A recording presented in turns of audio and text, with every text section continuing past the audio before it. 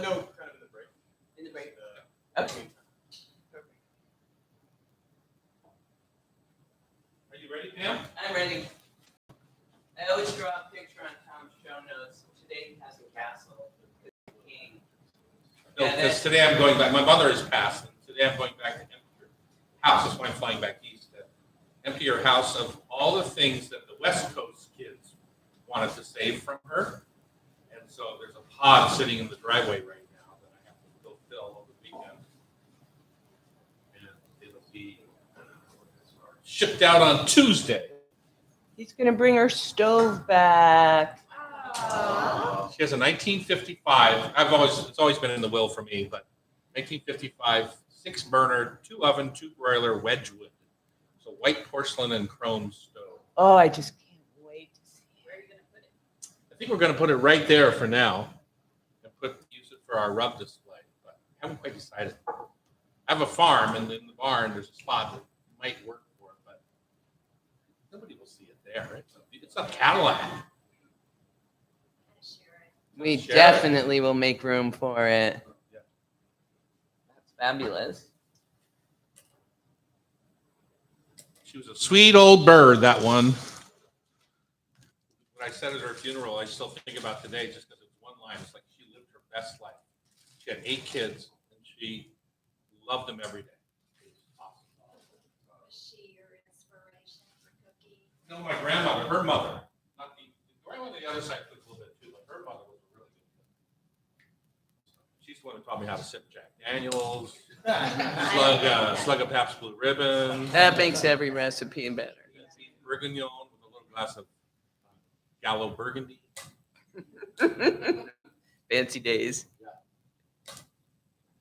That grandma, she was a potluck. And I'm going back. My mother and father inherited a farm from my grandparents in Ulysses, Kansas. Oh my! It's just the southwest corner of Kansas, about 200 acres, and it's always been corn and then mineral rice, or sorghum or something like that. And so, I had always expressed interest in buying it, but now all 7 of the siblings, we all own 1/8 of it now. So, I was going to go back and take a look at it. On this trip? No. But it's a 4-hour flight to Wichita, and then a 4-hour drive. Labor of love. Yeah. All right. We're going to cook up some pollock during the show, but we're going to wait until our Alaskan wild pollock guests are on the air. Hello, YouTubers. Good morning. Hello, all. Good morning. They're on this camera here, and when you guys come up to the mic, they'll be on this camera. The YouTube feed will be there. So if you guys don't want to be on camera, right on this corner here. You've got like the government looking for you. You better think about that. You have about 20 minutes to decide where you're going to hide. Know where the exits are. Ready, set? Let's do it. All right. Maybe I should turn the mic towards me. Welcome to the Hot Stove Society show on Cairo Radio. We're happy that you're here. Thank you for joining us. Between our guests and our audience members, we have a full house here today. Chef Annie is busy making breakfast in the back. I'm Tom Douglas. Chef Terry is visiting his mother in Nantes, France, which is like the western edge of France. We've been there together. We went to the town of Nantes, you and I, and had a cheese shop experience of our lifetime I'll never forget it. called Gem, I think it was called, and their cheeses were lined up in little cases like they were diamond bracelets, and it was just a spectacular day. Yeah, we've always thought about that place. I still have the business card from that place. Let's return. Let's return. So we have a show without Terry, so it's going to go quick today. He's a storyteller, that one. Yeah, mine are shorter. Yeah, exactly. So thank you for joining us. And Pam is stepping up to the mic, our producer. Exactly. You know, Pleasure to be I with hear you. such good things from people when they love hearing your voice on the radio. You're a steady influence on our show. Oh my. Well, no, because you're jovial and everyone loves to hear your passion here. I like learning more from you. I wasn't paying attention the first 40 years. Now, Oh, now I'm my. getting some cooking tips. There you go. We have a large show, 2 hours. We hope that you're listening in your garden or in your car or in your kitchen or live on Cairo. We're coming to you from the Hotel Andra here in downtown Seattle. It's a beautiful spot to stay if you ever want to come and do the show and do a weekend in downtown Seattle. This is a great place to hole up. We're going to do National Seafood Month again this week for the whole month of October. We're going to learn today about wild Alaskan pollock. I've got some here ready to go in the pan when our guests come up to the stage here. So I'm looking forward to cooking that because I don't cook pollock very much. Terry cooks it more than I do. I want to learn about its availability more today because Yeah. I want to pressure my fish market. The other Always thing have it. The other thing you keep hearing about pollock is that it's a very sustainable fish. It's good for the earth to be eating pollock compared to many other creatures. Megan Vaughn of Bourbon Steak is going to visit us. I haven't been there since they changed it Me either, over not yet. from what it was before down there at 4th and Union, I think, or Pike or something like that. Our studio audience has submitted a few questions, which you and I will address. I'm looking forward to that. And Chris Knight's call for fall polenta, and we have some ideas on making it scrumptious. I have a surprise for you about that. I bet you don't remember that my opening menu at the Dahlia 34 years ago had an option of this on the menu. So No, yeah. I don't remember you making polenta. Thanks there. for your support. That was awesome. Today, Rub with Love is not sponsoring the Tasty Trivia, so don't hang up yet. Don't turn off the dial.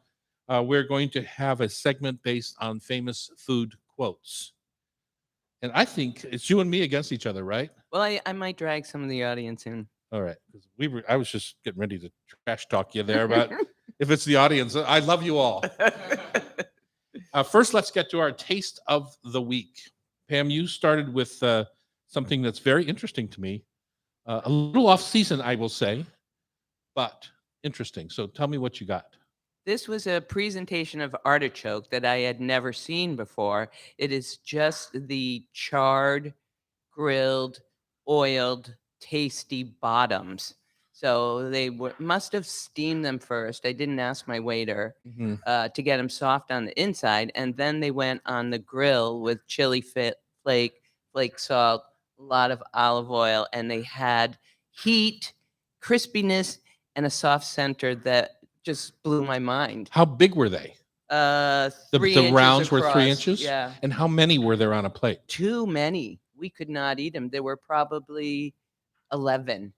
And that was a serving size, an appetizer serving size at a Milanese cafe.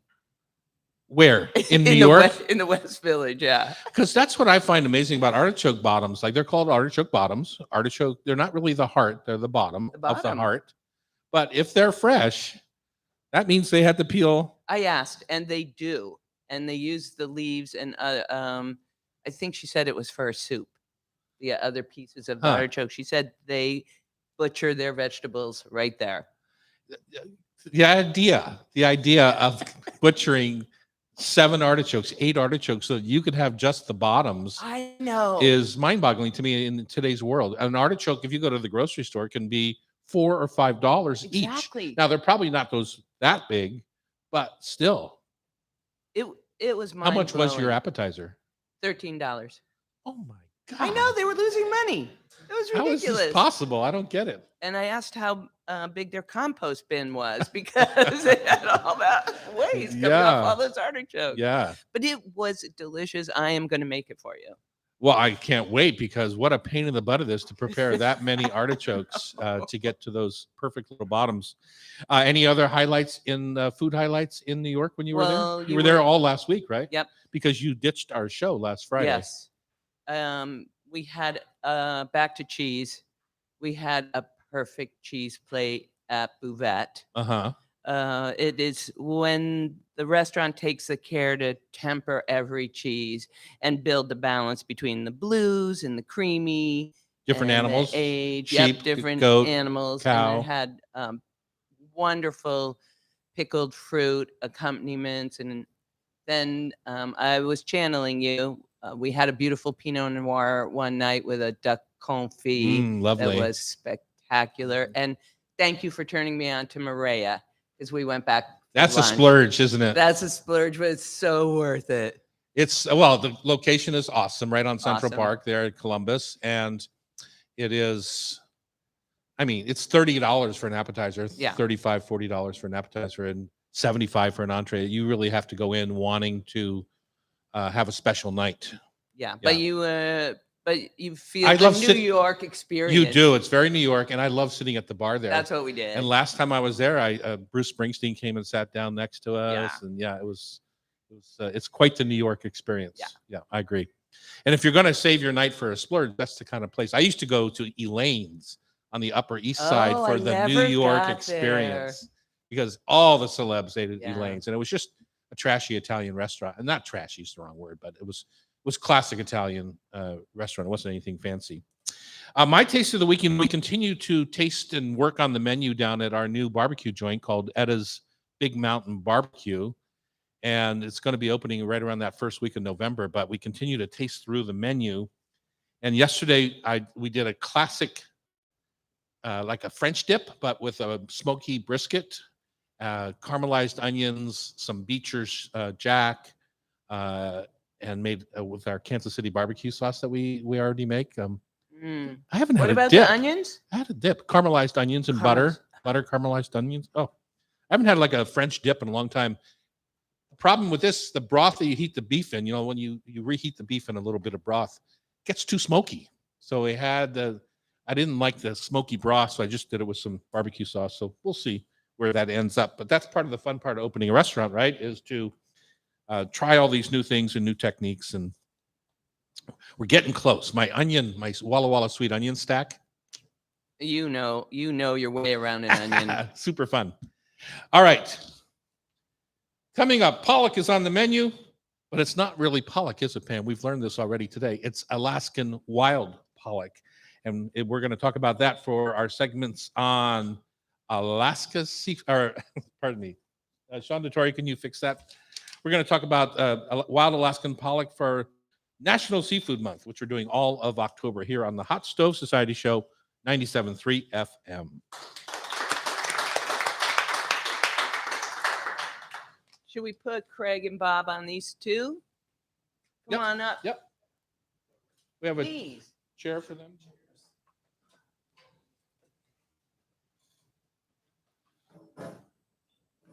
Right, gentlemen. So you did sit at the bar. And Yeah. it was packed, right? Packed. Yeah. Always. Always packed. Yeah. And they're Saudi businessmen and beautifully dressed Japanese women. No, you're right over here. Oh, Yeah, I'm sorry. yeah, and you just want to be about 2 to 3 inches from the microphone. You'll hear your voice. Yep. So talk like this. He's a pro. Talk like this and then talk like this. You Like see the this? difference in what it Talk sounds like this. Listen to the difference that it sounds like. So just bring it right up to your face. Whatever you do, don't let Ken say a word. Does he usually try to butt in? He can't do anything but cuss on the radio. Yeah.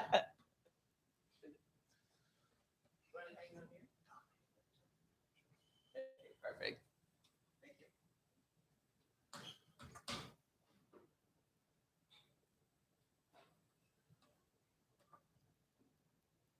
The nutrition numbers on pollock are very impressive. Make So sure- Pam, do you want to take Unbelievable. 1 through 3 on the first segment and then 3 through 6 on the second? Or how do you want to jump this? I think you know your message well and how you want to get it across. Let's just introduce them and start. We have all the talking points. Are those the ones that you want are most important to you? Bob's got a great story, and he runs a great fishing company, and Craig's got a great story of being the director of the General Alaskan Pollock. Being the director of what? Association, it's Genuine Alaska Yes, Pollock so- Producers. Association of Genuine, okay. Correct. Colloquially known as GAP, which gets really confusing because We're not going to tell our I'm at a listeners, clothing store. It's like, no. Bob, is it Desautel? Desautel. Desautel. And we're back. It's the Hot Stove Society Kitchen at the Hotel Andra in downtown Seattle. If you ever want to join us, just go to hotstovesociety.com and buy some tickets. You get breakfast and hot coffee. Chef Annie is dedicated to a delicious breakfast every week. We are right above Lola. Sometimes people they can't see the hot stove, so they get lost looking for it. But right in the hotel upstairs of Lola is where we are, especially right now today. We're continuing our efforts with National Seafood Month. Ken has brought in a couple of new faces for us today. Craig Morris, the Chief Executive Officer of the Association of Genuine Alaska Pollock Producers, and Bob Desautel, President, CEO of Global Seas and Chairman of GAP, which is the Genuine Alaskan Pollock Producers acronym. So, see, I did use it after all. And you can't buy a T-shirt there, or maybe you can. Oh yeah, we've maybe got you a lot of can. swag. I bet we there's got swag. sweatshirts. We got. I bet there's swag. Let's start right there because you corrected us right away this morning. We called it pollock, which is incorrect because pollock can come from anywhere, especially Russia, right? So you are wild Alaskan pollock. That's correct. The fish, it's a wild capture fish. It swims the entire Bering Sea. However, only Alaska pollock that's caught off the coast of the state of Alaska in U.S. waters can be called Alaska pollock. And so we work hard to build awareness and demand for wild Alaska pollock because it supports U.S. fishermen, and all of that product obviously is coming down from the great state of Alaska. Craig, something else I got to mention is wild Alaska pollock can only be caught in Alaska, and also it can only be sold in America as wild Alaska pollock. When you do see other pollock at the stores, that could be from Russia. I see. There you go. I see. So, And isn't it all Very important. shipped from very Alaska to Asia to be processed and then back to America? Absolutely not. Absolutely not. Yeah. So this That's a product we've got here misnomer. today is actually processed at sea, is frozen at sea, and it is shipped down here for us to enjoy today. Nice. So in front of us, I have some frozen wild Alaskan pollock fillets, and then you brought another product here. That's what did you call this? These are amazing. This is from one of our member companies called American Seafoods. These are called perfect pollock portions. They are cut to be a consistent size. And right now, where they're finding a wonderful home is in schools across the country. There's a group called the Menus of Change University Research Collaborative. It's a partnership between the Culinary Institute of America and Stanford University to try to use dining halls on college campuses as learning laboratories so students can learn about the impact that their dietary choices have on the environment. And So wild Alaska important. pollock has a very low carbon footprint, has very low food waste, and so this is a product that fits really well with their mission. So why is that? Why does it have a smaller carbon footprint than any other fish in the sea? It's a wild capture fish. So All right, we're but not so is growing, wild salmon. So why pollock? the biomass is, The is biomass. of its scale. Uh-huh. And so we're able to harvest this fish very efficiently, process it very efficiently, fillet it in Alaska, ship it down in container load volumes. All of that results in a very low carbon footprint from harvest to consumer. So you're literally, if you have a gallon of diesel sending a big trawler out there, you're literally getting more biomass per gallon of diesel. That's where the carbon footprint comes Exactly in, right. Yeah. But where you really see the delta isn't so much against other wild capture fish. It's against foods that you have to feed the animals, for example. Okay. So you look at things like beef or lamb or pork or chicken. There's a lot more carbon that goes into them because of the land utilization, because you have to grow the crops, all those other things. Wild capture fish, obviously, their entire rearing is at sea. And it's also an important distinction between wild and farm fish because you have to go catch the feed for the farm fish, just like almost like for the dairy cows. And That's exactly right. yeah. Mhm. you're almost doubling down when you end up having to catch fish to feed fish. Mhm. That's what ends up happening. You have got a lot of forage fish, and then it's mixed in with soy and on and so forth, and then finally feed it. So that's what makes Alaska pollock so great. It's in its own environment. The only thing we're really spending is very little diesel, very little hydraulics, very little refrigeration. And when we really look at it, we produce the lowest carbon footprint of any industrial protein that's out there. Isn't that amazing to think? And what about bycatch? Is that an issue for you guys? It absolutely is. And Yeah. we're really fortunate in the United States to be under the jurisdiction of the Department of Commerce's NOAA. They do a lot of work to ensure that incidental catch is minimized. We are referred to as one of the cleanest fisheries because we have a very low percentage of incidental catch. Mm-hmm. And, it's been a struggle for years. I've been trying to, out there with Chef Terry talking about pollock as an alternative food source, but it just doesn't move very fast. So what's the issue? What's the marketing issue around pollock? We like to Is it say just because it was always in a McDonald's fish fillet and it got stuck there in a funny way because it's perfectly good fish. We like to say it was a protein hidden in plain sight. It is a perfect protein in many respects, but yes, it's often been an ingredient in further processed and branded products. So what we've done at Gap is work hard to work with those brand partners to move the name Wild Alaska Pollock to front of pack. And you actually do see it out in the marketplace, called out by name much more today than you did historically. In fact, next week is our annual meeting. We'll release results based on nationwide consumer surveys that will show that not only Americans have a higher awareness of Wild Alaska Pollock than ever before, they have a higher favorability and more intent to buy than ever before. So we've worked really hard with those brands like the McDonald's, like the Gordons, all of those bring Wild Alaska Pollock to market in the various forms to start calling the fish out, because that is a wonderful story to tell. Right. The other thing, Tom, is you got to remember that when we first started this pollock fishery in the United States here back in the 70s, it was pretty much done by the Japanese, the Russians, and so forth over in our water previous to that. So we're trying to find markets for the fish. And so we're just putting it in place. There's such a huge biomass out there. Yeah, you have to find a big market. Exactly. So we harvest over 3 billion pounds of wild Alaska pollock a year out of the Bering Sea. That's just the American side of it. Then you got some of the Russian side of it that also does about another 3 billion pounds. Mhm. So for a lot of times, you're Are just you trying saying to find billion? With a B, billion yeah. with a B. And that's sustainably Wow. harvest. I've been in the fishery now over 40 years, and we've been doing this consistently every year for 40 years. And our science follows it and says we are doing it properly. Mm-hmm. So that's all been part of is taking it from more of a commodity into a little bit more restaurants or further on the plates of people. But before it was just sticking it anywhere we could get it. Right. Well, Mrs. Paul's fish sticks to, There you know, yeah, everywhere. That's what, if you're having that kind of fish at home, like pre-breaded fish or this or that, it's most likely wild Alaskan pollock. And to give you a sense of scale, it is the most consumed wild caught fish on the planet. It's also the largest certified sustainable fishery on the planet. So things that we can be really proud of. But yes, the scale is huge. And in terms of product forms, one thing that we always have to mention as well is surimi seafood. Surimi Mhm. seafood demand is up exponentially in the United States right now. And our brand partners like the Crab Classics, the Crab Delights, they're doing quite well in the marketplace too, calling out the fact that it's not imitation seafood, it's real seafood from a wonderful fish called Wild Alaska Pollock with a great story to tell. Right. So when you see imitation crab, like every California roll that you buy at every 7-Eleven or wherever they're selling them, it's all surimi. It's all wild Alaskan pollock, hopefully. But it's got like zero crab in it.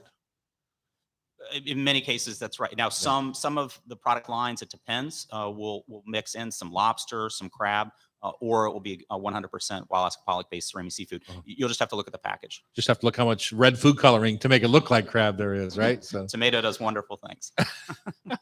And you know, the thing about surimi is with some of the crab quotas being down here now, it's going to be down. How about out? now, just about out. Yeah. Exactly. And so we need to focus on where can we give that flavor and that profile that, in a pattern or in a crab stick that's going to be similar type of deal. Mhm. So that's part of our deal is to make sure that our consumers ask for that, and we develop that within the fishery here, that we can give a really good product that will replace that or help. Cool. So when we come back, we're going to cook a little bit of pollock. I've started it here. You probably heard it on my microphone.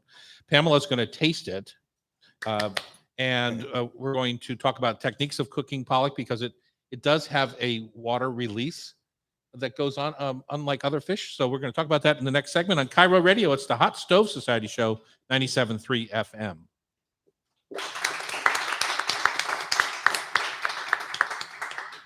Hey, Annie, do you want to grab a couple of these and hand them to our guest, or are you busy? No, I'll do it. You'll do it? You got it all set up? Okay. I'm going to keep one for up here.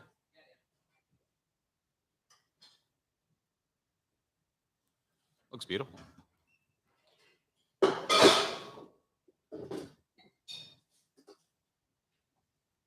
a bit innovative, putting the pizza spice on it. You're going to have to go a little bit. Well, no, you're going to get 3. Well, we like to say You get 9 it's pieces. it's mild tasting, which makes it versatile, but it definitely takes to seasoning well. Yeah, it does. It's 20 grams of protein, less than 1 gram of fat. Just stop. We're going to get this on the radio. And we're back in the kitchen. Pamela is cutting up some beautiful wild Alaskan pollock that looks to me personally like it was cooked perfectly. I wonder. I wonder if it was or not. Our guest, are Craig Morris, Chief Executive Officer and Association of the Association of Genuine Alaska Pollock Producers, GAP, and Bob Desautel, he's the CEO, Global Seas, and Chairman of GAP. Gentlemen, we talked a little bit about the biomass and the efficiency, the carbon footprint. We didn't really talk a lot about how the people listening to our show can cook this product. As you saw what I just did with it, I took those beautiful kind of fresh chilled fillets that you brought. I'm not going to ask that, but I put a hot pan, I put olive oil in the pan, and I used my pizza spice, which has got heavy garlic and onion and fennel and stuff. And I did a sear on the one side, and the fillet is about a 1/2 inch to 3/4 of an inch thick. Turned it over and pretty much turned the fire off and let the residual heat that fish fillet all the way through. And that's how you cook any sort of fish that is that you want to have kind of a medium center, a warm center, but without, when you cook fish on two sides, super hot, like you're searing it on one side and then you turn it over and you sear it on the bottom, you can't stop the heat, right? We talk about this all the time here in classes at the hot stove and on this show. You can't stop it from continuing to cook. That's just, there's no way to stop that intense heat. So you cook it on medium on one side and then literally almost on nothing on the other side and let the pan kind of warm it through. I mean, let's face it, you could eat it raw if you wanted to. So there's no reason to overcook the fish. And that's the number one complaint I hear about people. It's like, my fish is always dry. Well, that's why. You're cooking it too hot. What have you seen out there, Craig, that in the marketplace of great ways to cook the fish, and why does it cook so beautifully? I mean, it takes any seasoning. Yeah, so we like to say that Wild Alaska Pollock has 5 pillars. It's always wild, it's wild caught, it's always from Alaska. It's got the sustainability story we talked about. It's got that mild taste and versatility, and it's got the nutrition pillar as well. It is a unbelievably lean protein. It's 20 grams of protein, less than 1 gram of fat per serving. So it makes it something that when you do cook it, as you said, you need to be careful to make sure that you hit your endpoint temperature right. And it does lend itself very well to flavoring. On our website, so go back, Alaska. stop there for 1 second. Yep. You say that. So what is black cod, for example? Black cod looks similar, but it's a much fattier fish, right? And a much stronger flavor profile. That's exactly right. Right. And so but it has you just said 20 grams of protein in a serving to 1 gram of fat. What would a regular cod be? it can go to 3 to 6, 3 to depending 6. on if it's farm raised or wild caught. Right. Okay. I was just curious. I don't know that. So continue with that story then. No, so on our website, alaskapollock.org, we have a whole recipe page that, in fact, Chef Terry has a couple of recipes on there to help people understand when they start to see this fish in its fillet form in the market, how to prepare it. And in every case, it really responds well to very bold flavors because that, I think, really makes it sort of a base to bring whatever the culinary flair is that you're trying to bring out. Right. And so many people that don't like fish, they don't like fishy fish, is what they are mistaking about not liking fish. And so this is the fish for them. It's not a fishy fish at all. It's not a coincidence that virtually all the seafood served in schools is typically a mild tasting fish. And Wild Alaska Pollock is the #1 fish purchased by the U.S. government for federal feeding programs like the National School Lunch Program, because it's very approachable. And we like to say that Wild Alaska Pollock is a fish that you can get kids to start to eat, to put them hopefully on a life journey of healthy seafood consumption, which is what National Seafood Month is all about. Right. That's exactly right, Craig. So I've got 2 young kids. I've got an 8-year-old and a 10-year-old. I got them started in fish around 2 years old. And they absolutely started with the ultimate fish stick by Trident Seafoods, but they started eating that, and now they're into all sorts of fish. Thanks. Watching you, Tom, is inspires them all the time to eat more fish, eat more fish. And obviously today's world is better nutritionally to eat more fish. Salmon, we just had our biggest salmon run in all of Alaska in hundreds of 70 years. million or 80 million fish. 78 million Yeah. fish were caught. Yeah. Exactly. Unbelievable. So now they love salmon, and they catch salmon. We go salmon fishing every year too. So it's just not Wild Alaska Pollock in our family. It's every kind of seafood that we get, but it still comes back to we love Wild Alaska Pollock. Yeah. Pamela, you lament sometimes. So you're a big fish person. Yes. You lament that you just can't find it in the marketplace, especially at the seafood shop that you buy from. I'm with Fresh Fish up in Ballard, and they don't have everything. You have to be willing to buy what's fresh and in stock that day. And I want him to have wild Alaska pollock. Please. Well, it's most likely you'd have to find it in the freezer section, right? They'd have to is, bring in yeah. portions or. Alaska seafood in general is frozen in Alaska, and we have a big campaign that we're working on with the Alaska Seafood Marketing Institute about cook it from frozen. You know, we want consumers to know that frozen seafood is in many cases more fresh than chilled seafood. Yes. And so one of the things that we're really proud of is bringing these portions in frozen form so that you can cook them even from frozen or thaw them out yourself and then cook them, and they'll be just as fresh as they came right out of the ocean. And I could tell you from being in this business for over 40 years, back 40 years ago, refrigeration wasn't that very good in the industry. Good Right? point. And so we're bringing in fish. Even salmon was brought in days old, and then finally put in RSWs, and finally put in freezers. So we've all learned how to take care of our fish better. All the fish now, pretty much in the salmon guys, they're kept in their RSW holds. They bring in Refrigerated seawater, right? refrigerated Yeah. seawater, exactly. Yeah. And that's what ends up happening in Alaska. You have some factory trawlers that bring the fish up, and right away within 4 hours are put in the freezers, froze on board, flayed and frozen on board, and then delivered. The catcher vessels out of Alaska also bring on board. They put it into refrigerated seawater down in 29 to 32 degrees, bring them back in the short plants within 48 hours. Then that's where they're filleted and processed into various forms. So you literally, when you buy a piece of wild Alaska pollock, you're getting a 2-day out of the ocean fish at the most. At the very most. Yeah. Exactly. You got to remember it's kept down to temperature during those 2 days. Right. So, I mean, if you're going to any fish market in Seattle, it would be very unusual to get any fresh fish that's less than 2 days out of the water. And frankly, you know, they don't need to be. That's not necessarily an indictment of the fresh fish, because fresh fish, if it's handled properly, can be 7 or 8 or even 10 days out of the water. What you want to do is you want to run your finger over it, right? If you're people will let you, if you run your finger over a salmon fillet, for example, and it comes up with orange meat on your finger, it's been out of the water a bit. So it's starting to decompose, deteriorate. Yeah. So fresh fish really does hold together, and it's beautiful and shiny and luscious. And so. Yeah, I like to see that sheen, where it almost looks alive. So when you see pollock, if you went into you go to fresh fish up on 80th and 24th Or and Central Ballard. Market. What are you going to fish do with town. it? You see this fish here. Did you try it? Not yet, but thanks for your support. the website's excellent. And of course, Terry's recipe caught my eye because it had harissa Oh, yeah. and olive tapenade. Like, what a fabulous accompaniment. But there's a lot of fabulous recipes on that site. So is that the one that would drive you to the fish? Yes. That sounds good to you? Absolutely. Little couscous? With lemon butter couscous. That's a perfect meal. You've been eating pollock for a long time, both of you guys. So what's your favorite pollock preparation? Oh, that's great. We actually have a campaign. We have 6 different influencers we're working with this year. Oh, no, that are influencers. doing amazing things with the fish. One of them is coming to our annual meeting next week, Chef Antonia LaFaso. She does a wild Alaska pollock Milanese that is lightly breaded and cooked in a skillet that is absolutely unbelievable. So I'm really excited. We're going to actually serve that for lunch at the meeting. And I think everybody's just going to get blown away that it responds really well to that. I think that preparation. You're right, Craig. I mean, a lot of it comes with really bold flavors. Personally, for me, I'm a very simple type person. I'm a purist. I like fish about what the fish is all about. So if I do my fish, a little bit of olive oil, a little bit of lemon, and serve it up. Salmon, pretty much the same thing too. That way I find out whether it's fresh or not pretty darn quick. Well, you don't want to find out after you've cooked. No, but you can smell it. Yeah, for sure.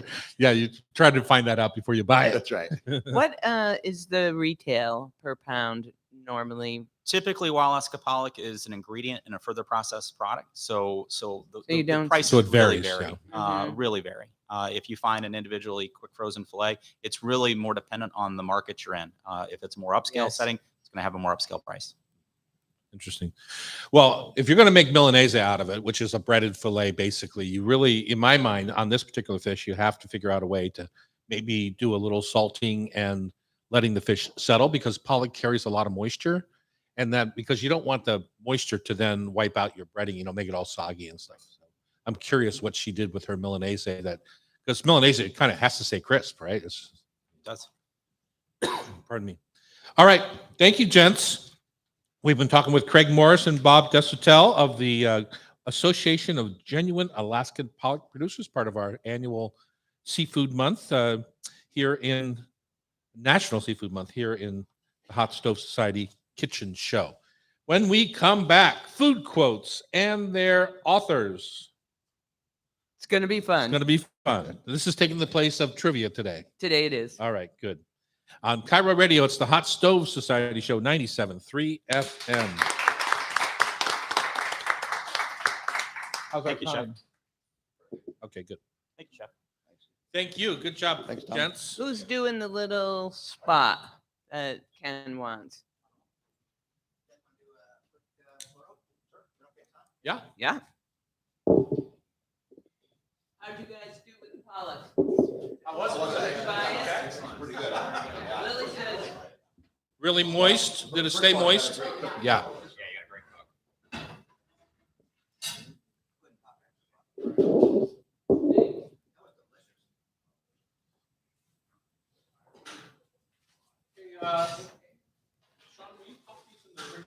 Too much.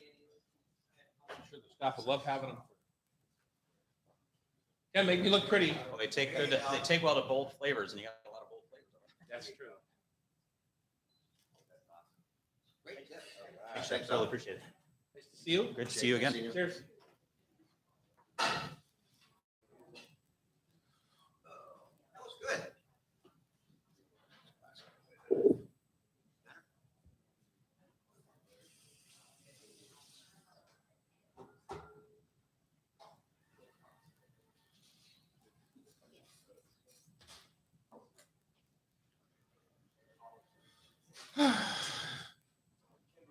All right, Ken, do you want to ask the question or what do you want? Yeah, and actually, I was going to raise the question about frozen. You want to do it into the mic? Then how are you putting these online? It's just I've got a slide that introduces you.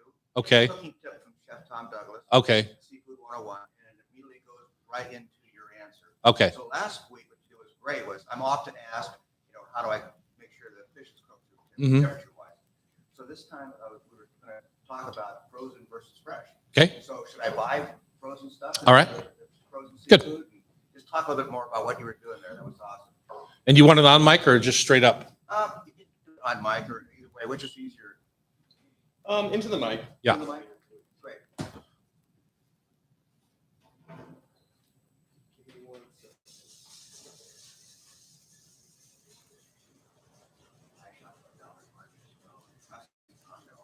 I know. This is good salad.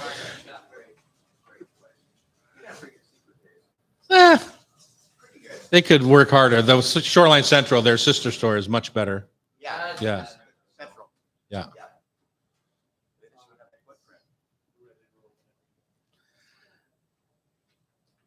Hey, we're talking this week about wild Alaskan pollock, and oftentimes you can't really find it in the fresh case at the grocery store. It's usually in the freezer case. Don't fret. Frozen fish is often fresher than long out of the water fresh fish, right? So it's frozen at sea. It's probably at the most a day or two old before it's frozen. So when you pull it and you thaw it, you're actually getting a much fresher fish than you would imagine. And then when you do get frozen fish, remember that you want to cook it a little bit less, right? Frozen fish is going to drop some of the moisture as it slacks out. And then, of course, you don't have that density in your fish fillet when you're cooking it. So it's going to want to cook faster. So just be gentle with it and put a nice sear on it and then turn the heat off and let the residual heat of the pan warm it all the way through. Perfect. Yeah. All right. Ken did that video I sent you last week. That was Pro. great. I'm thinking, just the one vertical. Yeah. It's cool. Okay, That's what I ended up using, which is great. for sure. Great. Thank you, Sean. Okay, audience. We've got some really fun, famous food quotes, and then it's all multiple choice. And we want a winner against Tom and two other contestants. Who's going to sit in this chair? You can come together. You two come together. Do you guys want to play? You want to play? Sure. All right. Come on. Come on up. I'll stand behind. We'll get you on the next one. I'm sorry. I thought you shook your head no. 1-4. Tom. Lily. Renee. Renee, I'm sorry we're going to have to crush you today, Renee. Yeah. Matthew?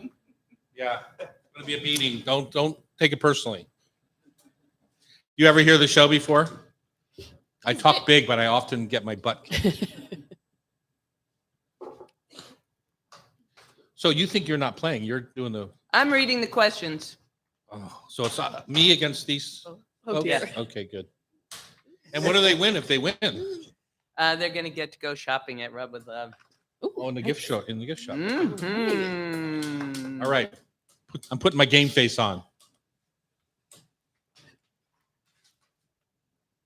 I can only hold my game face for so long. You I know. know. It didn't last. Here we are. It's the Hot Stove Kitchen on Cairo Radio. Chef Terry is visiting Mama Jeanette in Nantes, France. And so Pamela, our producer, is stepping to the mic instead. And she is taking liberty with our show, which she I once am. in a while does. You know, the Tasty Trivia segment is the most popular segment of our show. I know. And so what are we doing here? This is a twist on trivia. I have identified some famous food quotes because food is something that everybody loves to talk about. And these are either from chefs or comedians or actors. So I'm going to read the quote and give you 3 choices for who you think said this quote. You know, I've said some pretty famous things myself. Yes, I wonder, didn't include I you wonder today, if one of my but quotes is in there. not today. Not But we'll build a whole segment around that. Oh, great. So we'll start. Let's start with Lily, All right. and she's going to get 5 quotes, and then we'll see how. Are you going to keep score today? You want me to? Yeah. Oh, that's am probably happy to. cheating. All right, I win. Lily. Number 1. My weaknesses have always been food and men in that order. Who do you think said that? Alice Waters, Dolly Parton, or Phyllis Diller? I'm going to guess Phyllis Diller. She would have said that, but it was Dolly Parton. No kidding. Number 2. Never eat more than you can lift. Do you think that was Chris Rock, Miss Piggy, or Bobby Flay? Oh, gosh, that's More than you hard. can lift. Oh. Like as in lifting weights? Yeah. I'll say Miss Piggy. Yay! Way. This one is very philosophical. Okay. Literature. One cannot think well, love well, sleep well if one has not dined well. Would that be Padma Lakshmi, Virginia Woolf, or Kat Cora? I'm going to say Virginia Woolf. You are correct. Way! Yay! Good job. I mean, not, you know, Virginia Woolf, she said that a long time ago. I know. Both Padma and Kat are still kicking. Number 4, sharing food with another human being is an intimate act that should not be indulged in lightly. Nigella Lawson, MFK Fisher, or Marilyn Monroe? Oh, I'm going to say Nigella. She would have said that, but it Oh. was in fact MFK Fisher. Oh, would help if I knew who that was. And this one, all you need is love, but a little chocolate now and then doesn't hurt. Ooh. And Good our one. choices are Charles Schultz, Paula Deen, or Jay Leno. I'll go out on a limb. You're 2 out of 4 right now. Oh, This it's could not a great take you over batting the average. top. Okay. I'll say Charles Schultz. Yay! Wow. I definitely would have gone Paula Deen there. So I think she said butter that instead of chocolate. Yeah, that or mayonnaise. Yeah. Mayonnaise. Good job, Lily. All right, Renee and Matthew, you ready for So this? 3 out of 5 for Lily. So she's in the lead. There is no sight on earth more appealing than the sight of a woman making dinner for someone she loves. Do you think that would have been Woody Allen, Thomas Wolfe, or Tom Colicchio? Who's Thomas Wolfe? Do you know? Matthew says Thomas Wolfe. He's correct, of course. Wow. Nice job, Matthew. I love this one. Always serve too much hot fudge sauce on hot fudge sundaes. It makes people overjoyed and puts them in your debt. Do you think that was Judith Olney, Roseanne Barr, or Wolfgang Puck? Go with Roseanne Barr. It was Judith Olney, but I could hear Roseanne saying that in my head. Number 3. So do we have any idea who some of these people are? Oh, yeah. They're friends of mine. Yeah. Is Judith Mr. Olney, the Yeah. cookbook author's wife? Yeah. Oh, okay. And who's Robert? I never knew who Robert Wolfe was. A famous writer, Thomas. Or Thomas Wolfe. Okay. You don't need a silver fork to eat good food. Paul A silver spoon Prudhomme, does help, though. or Eric Repair, or Bob Hope. What was the first one? Well, no, what Paul was Prudhomme. Paul Oh, Prudhomme? I'll go with him. Yeah! Oh, that was rotten. Dastardly behind the scenes. I didn't realize what I was up against here today. Cooking is all about people. Food is maybe the only universal thing that really has the power to bring everyone together. No matter what culture, everywhere around the world, people eat together. Do you think that was said by Guy Fieri, Ina Garten, or Madonna? Matthew says Madonna. Oh, Guy Fieri said it, but I wish Madonna would say that. You know, Madonna ate at my restaurant. I fed Madonna before. Ooh. I did When, not if know. you remember, Matthew wasn't alive yet, but Desperately Seeking Susan, when that movie was out, she Oh. came in the Cafe Sport. Remember that? Wow. Yeah, No. I do. I do. Number 5. The only time to eat diet food is while you're waiting for the steak to cook. By a beloved chef. Would it have been Julia Child, Jerry Seinfeld, or James Beard? James Beard. Julia Child. All right. How'd So they do, you got Tom? 2 out of 5. So Lily crushed you. She got 3 out of 5. So So I now I'm think just going to put them all in misery when I do mine. you keep track of the answer so Tom doesn't cheat.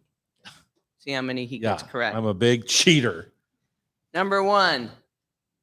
Everything you see, I owe to spaghetti. Would that have been? You don't even have to tell me what's her name, the Italian actress Sophia Loren. Correct. Oh. Yeah, Yeah. that's a classic. It could be that I have a art piece of Sophia Loren that Yeah. I cherish. She's I spectacular. would love to have eaten some spaghetti with her. Me too. Yeah. All right. I believe it's a cook's moral obligation to add more butter given the chance. Would that have been Michael Ruhlman, Emeril Lagasse, or Anthony Bourdain? Anthony Bourdain. Michael Ruhlman. Michael. So I- that's a. I didn't get that one right. Is You that didn't correct? get Oh, okay. Just want to make sure I wrote down You correctly. didn't get it. Number 3, I only drink champagne on 2 occasions, when I'm in love and when I'm not. Would that be That's my kind of person. Jada De Laurentiis, Sharon Stone, or Coco Chanel? Coco Chanel. For Absolutely sure. For correct.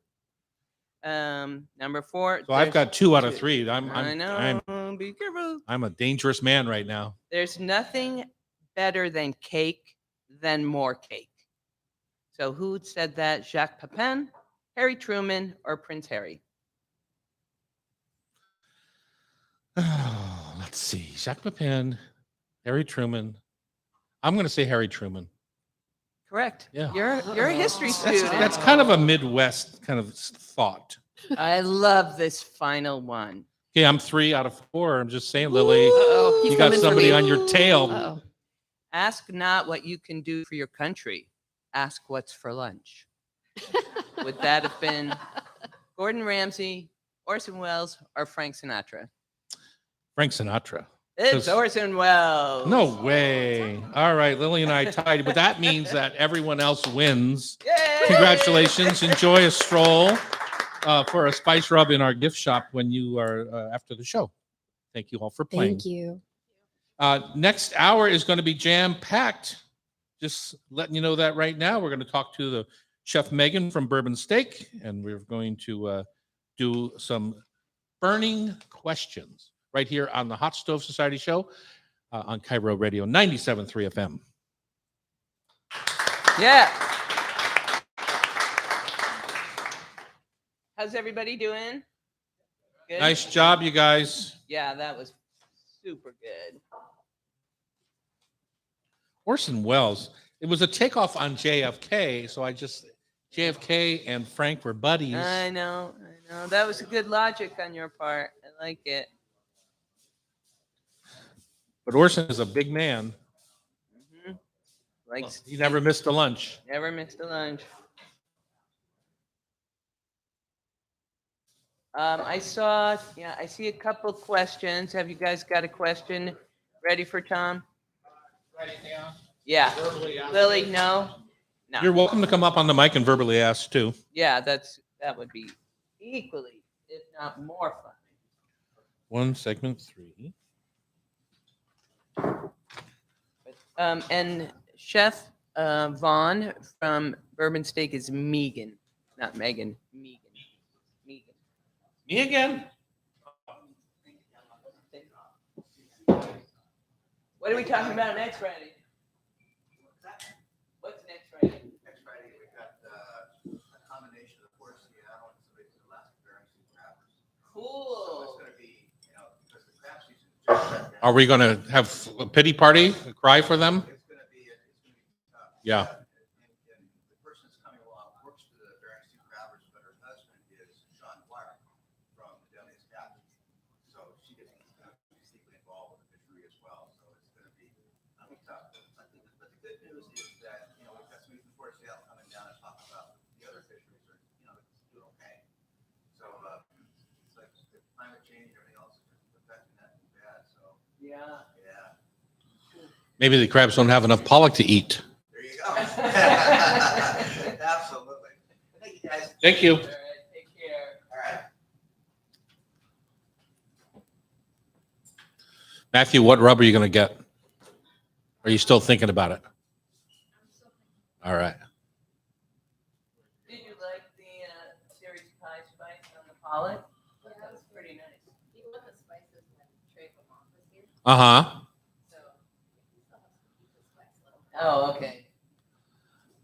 Trey obviously has that. I was never a huge jerk spice fan, but I have been using his jerk rub that we do with him. So freaking delicious. Mm. It's a little bit spicy for quite a few people, but it's so out there. Yeah, it's good got depth. Yeah, good depth.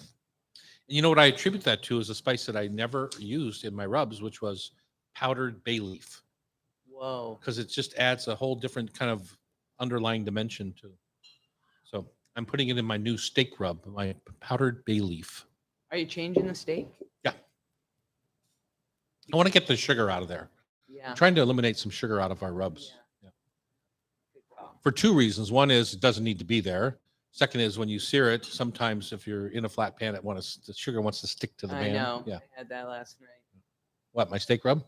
No, the spice rub sticking to the Ah. pan with the Chinese 12 spice. Yeah. Well, that one's sweet. it's a little bit sweet, but I also make it sweeter when I use it. Remember, my idea for the 12 spices: 1 tablespoon 12 spice, 1 tablespoon lemon juice, 1 tablespoon honey, and it makes a nice glaze when you're finishing. that would It's be not one to, yeah. All right. Everyone ready for hour number 2? They look ready. Okay. We have pretty tepid clapping today. Terry's usually up here singing and dancing so people clap along.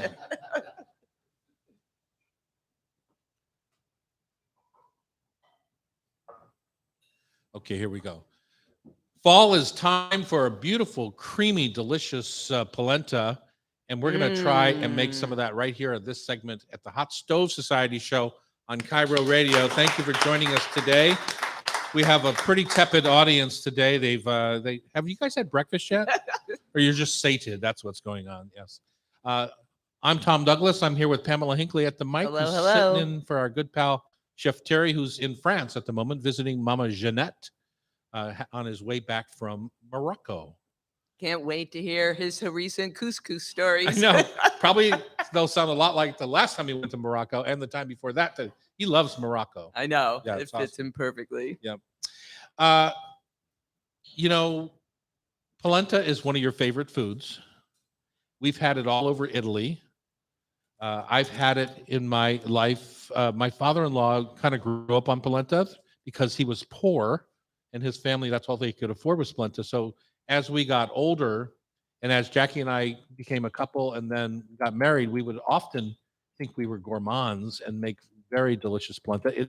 It had a revered place on the opening menu of the Dahlia Lounge 34 years ago. I don't remember that preparation. Well, I'm going to go into it in a second, but my father-in-law refused every time we made polenta. He refused to eat with us because he just said, it's just got too many bad memories. Like I was too hungry when I had to eat it, and Yeah, I had to made him eat it feel often. poor. Yeah, it made him feel poor. So wrong. All you got to do is put a lot of rich cream, I know. rich cheese, Pound of Parmesan. rich caramelized onions, and you can feel rich when you're eating polenta instead of feeling agree. poor. So, what did you bring for us here today? This is new to the marketplace, and it is actually from Piedmont. When you visit that wine region and you start going up into the hills, you'll see a lot of the farmers have corn drying, Mm-hmm. and they've diversified. The farmers who grow grapes have diversified often and have corn as well to make polenta because it goes so perfectly with Nebbiolo. Right. So Nebbiolo is the grape of the region, or the overwhelming grape of the region. What do you know is the difference between grits and polenta? The grind. The grind, right? Yeah. And So yeah, how much of the kernel, Mhm. the coating of the kernel is maintained. right, exactly. And grits take, depending on the grind on the polenta, the smaller the grind, the finer the grind, the faster it cooks. So some of the big chunky polenta can take a half hour to cook. What they often call instant polenta, which is kind of like almost powdered corn, Goes so fast. it can be cooked in a minute. Yeah. So so there's lots of ways to do it. Let's talk. You're the polenta queen. Let's talk about how your favorite preparation goes. You've got to have a great chicken stock, I think, and start with onions in the pan, chicken stock, and I'm impatient. Even the coarsest polentas, I have never cooked over 15 minutes, but I've had Eric Tanaka make it for me, and He's my partner. It's just He's steering away for like half an hour. So there must be something that develops in the corn. There's that no makes- gluten. There's no There's gluten. starch. There's starch, Starch. like just like you get cornstarch, right? That's in the whole ground polenta. But I'm surprised you start with chicken stock because that's what slows things down, right? Oh, because of the fat? No, the viscosity of the stock doesn't get absorbed into the corn as quickly generally.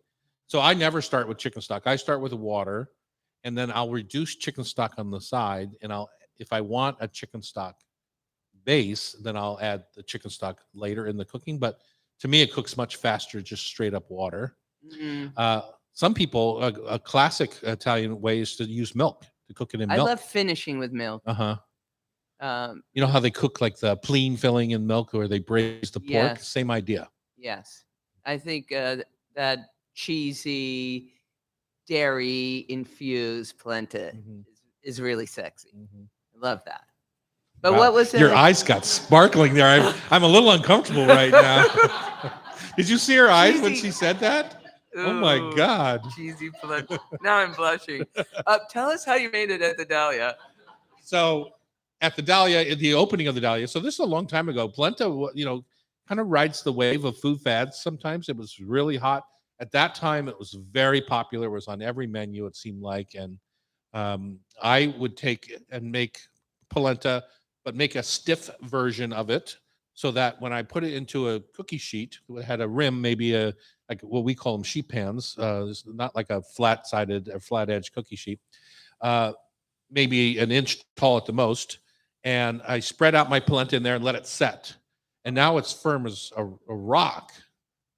And I called it the galaxy of polenta with braised chanterelle mushrooms or sauteed chanterelle mushrooms. And I would literally take moons and star-shaped cookie cutters and make the cutouts. And my it was like a little, I was just being fun, trying to have fun. And so I called it Galaxy, and it became our bestseller at the time. So you just take those shapes, it cuts beautifully, and then you grill them or Yes. sear them. When you grill polenta, like over a charcoal grill or something, it keeps its shape, and you get nice char marks on it. It's delicious and smoky, and then I just put a little saute of mushrooms on top. So That's gorgeous.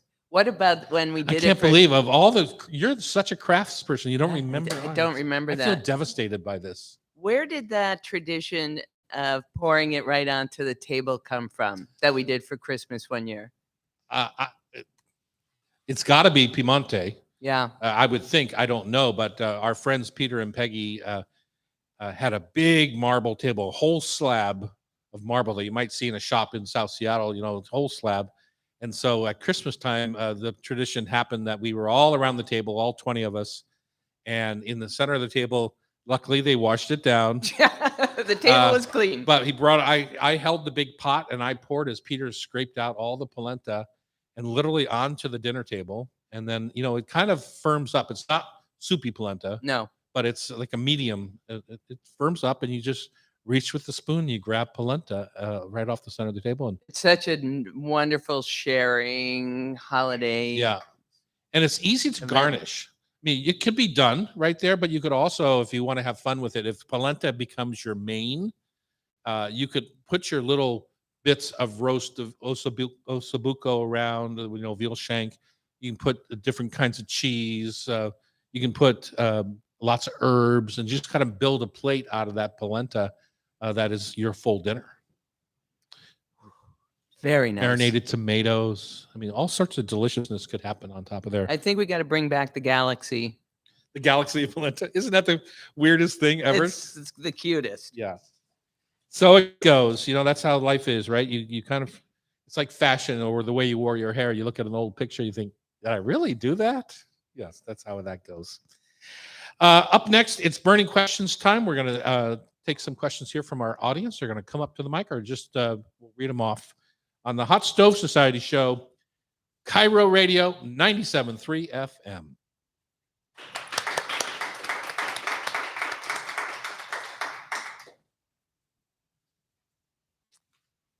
All right, my lovely audience members, do you want me to read them off, or are you willing to come up to the mic? Yeah, that's fantastic. Matthew, you're going to come up? Fantastic. Thank you very much. We appreciate it. Bye. To the Wild Alaskan Pollock. Thank you very much. Thanks.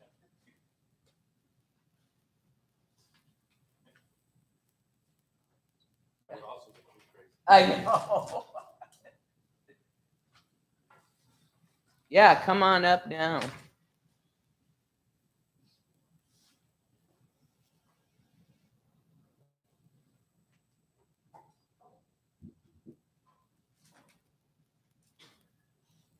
Annie, can I get a little pot of water? Are we eating some polenta? Why not? Oh, this is. Are you going to take it back to your husband's shop? And No, resell that's it my- after That's handling it? that's my bag.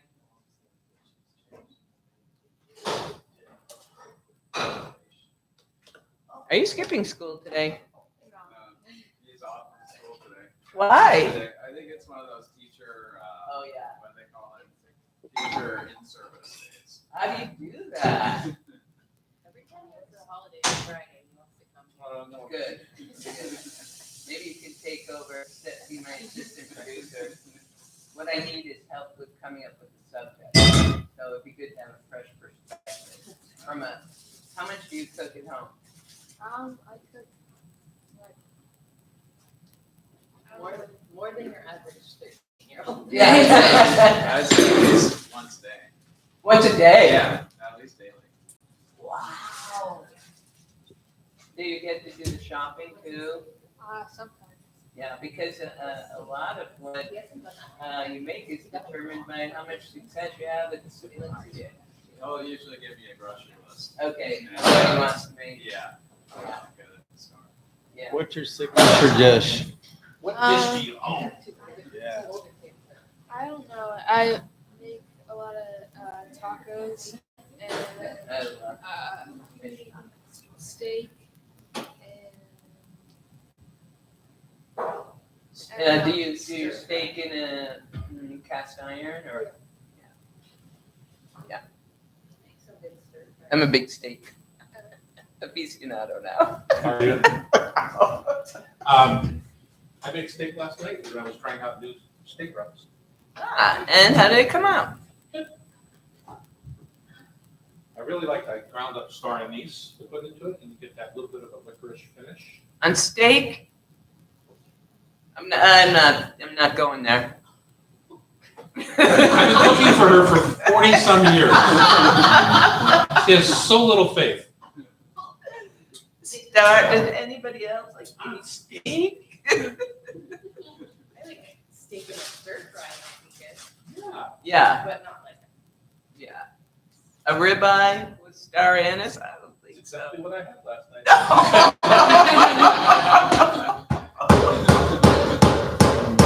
No. I'm gonna put you over my head. That's what my father would say.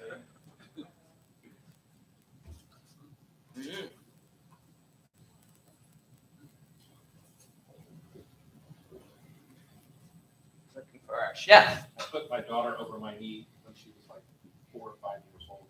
I grew up with corporal punishment in my house. So it's kind of what I knew. I felt so horrible after. I mean, it was I like know. they were like little pads, you know. It's like I felt so horrible. I never did it again. So you have siblings, but they don't cook? They cook, but not much. How about well?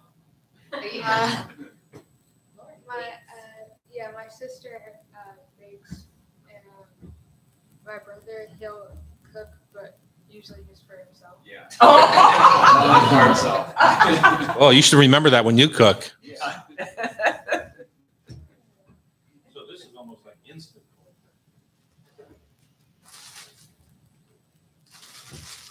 Okay, Annie. Can we have a pound of Parmesan, please? Can you make a little cheesy polenta set? I need about a cup of grated cheese of whatever sort, quarter stick of butter, maybe some chives. All right, here we go. See what? Tough noogies. Speaking of fathers, when was the last time you got a noogie? When was the last time you got a noogie? You know what a noogie is? Yeah. When was the last time you got a noogie? I don't know. Did you give somebody a noogie? No? You haven't lived until you've given a couple noogies.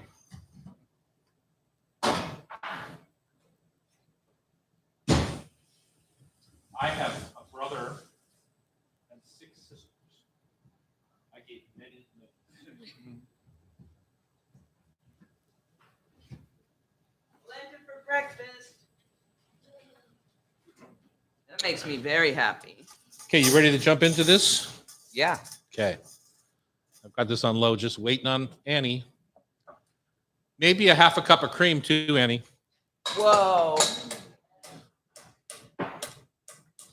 Uh-oh, my polenta is spitting at me.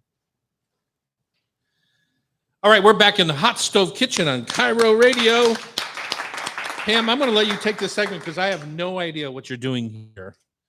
Pam Hinckley, by the way, is Terry Rotaro today. Can Yes, you I speak am. French?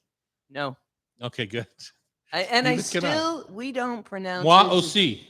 his name the way it deserves to Thierry be pronounced. Rotaro. Yeah, that's Yeah, better. Yeah. We've got to up our game on that Yeah, why not? because he's important to us. Well, because we have a live audience today, I wanted to hear from them. We did this segment when you were traveling in France. Oh, yeah.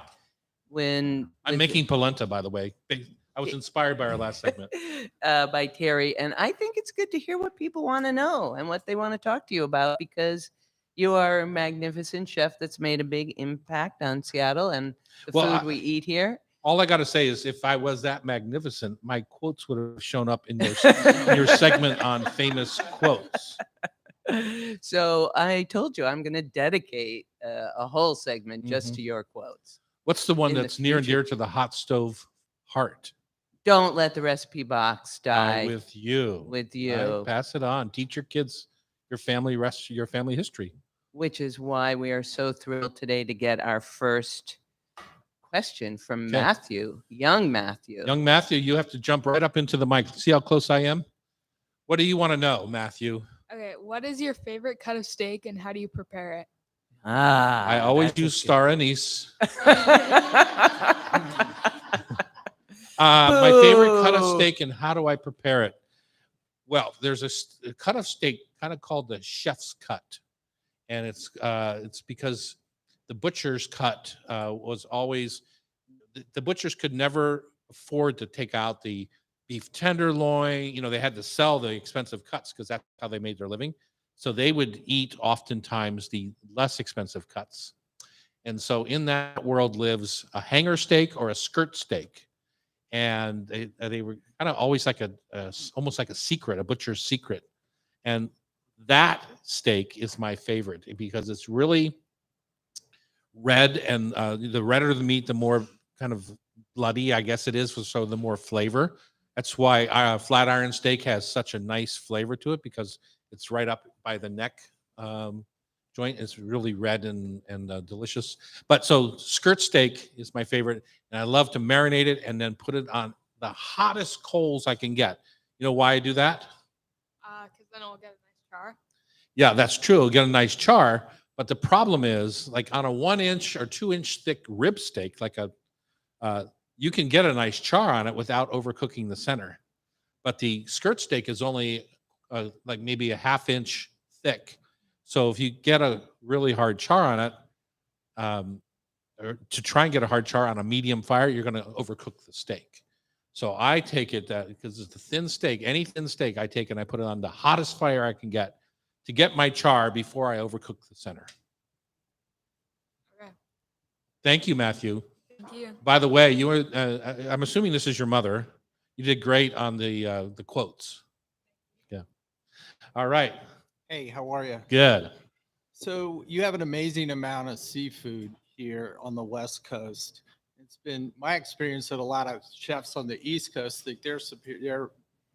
They think their products are superior to the West Coast. Mhm. And being here, I mean, is there anything on the East Coast that you would bring in, like blue crab as opposed to Dungeness crab, or Maine lobster as opposed to the spiny lobsters here? Or as opposed to king crab or so. Right. Well, I think the short answer is no for a couple of reasons. One is there's really nothing better either way. I'm a local person, so I would eat locally. I wouldn't personally bring in a bunch of Dungeness crab to Boston either. So it's like I tend to eat as local as I can, whether I'm in Sardinia or whether I'm in Boston or Seattle.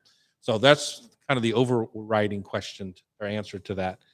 Are there seafoods back there that I dream of? You know, having been on the East Coast when I was 6 to 18 years old. You know, back there, if you go into a seafood store, you literally are going to find 5 different kinds or 6 different kinds of shrimp and, you know, crab meat. The thing is, they fished out all the crab. So all the crab meat, or not all of it, but lots of the crab meat that you go to Phillips Crab House at Ocean City, Maryland, you know, 500-seat restaurants, they're all using Indonesian crab. They're not using local crab. Correct. And so I don't crave that. That is not, I wouldn't go back there for that. Once in a while, you can find fresh blue, but a lot of times that's coming from Louisiana. The Maryland and the East Coast crab and blue crab industry is pretty much gone. If I'm going up north, I think the dry pack scallops from Pam's area of growing up, the Boston area, Cape Cod, are fabulous. I miss those. Yeah. They could be fabulous here too if they were handled properly. So they're a lot of the ones you see are pumped up with TSP, and it's all intent to make them white and fresh, or not, white and plump, kind of like me, white and plump.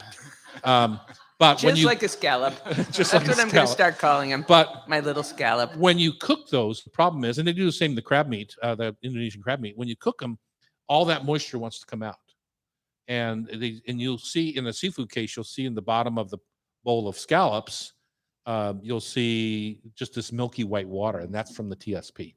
So And it's hard to put a sear on it that way too, right? totally, it Because- just bleeds out. Yeah. That's why when you see seared scallops, it's almost always dry pack. So nothing's been done to them.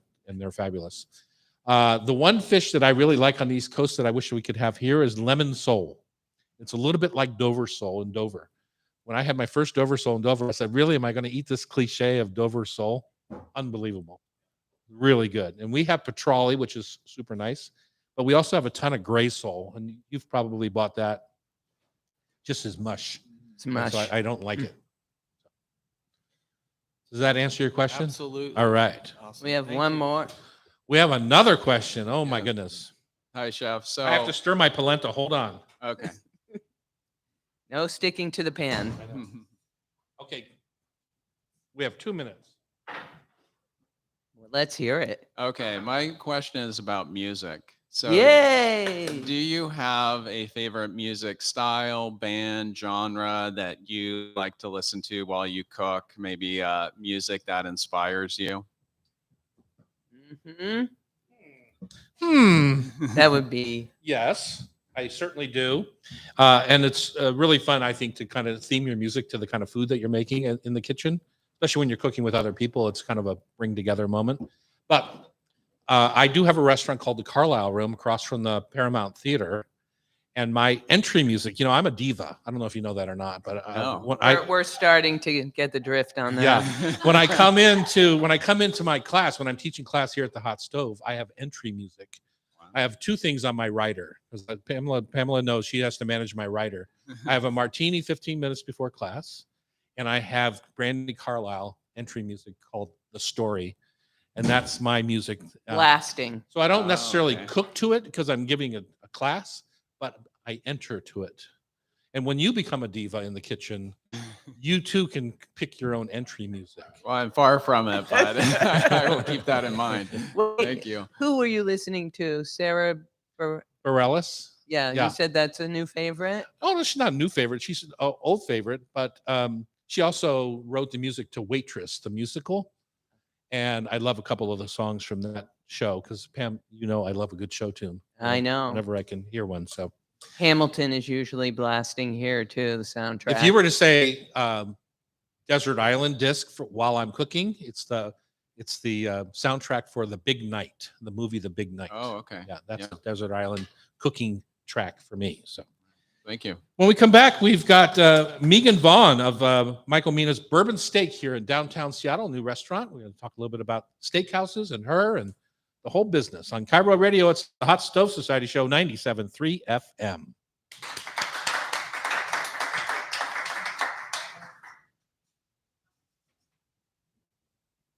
So we just took a lowly peasant polenta and we just made it very probably unpleasant.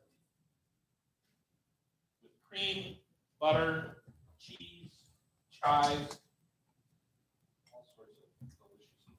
Wow. And then, Pam, Yes, darling. how thick do you like the polenta? Do you like it to be like a soft custard? Do you like it to be firmer? It depends what my topping is. If I'm just gonna grill some This pepper grinder is empty, by the way. sausages, I want it firmer, but if it's with osso-buco, I like it a little looser. Megan? Yes. Thanks for coming. And Pamela, you already met the fabulous chef, Annie? Or did you already know each other? No. Oh, you were looking at each other.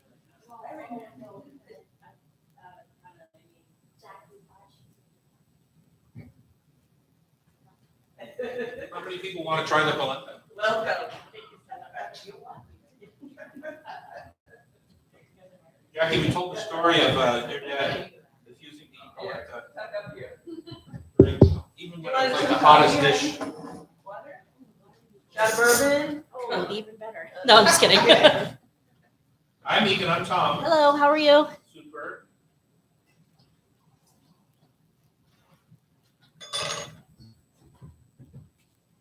We're having a little polenta fest. Oh, nice.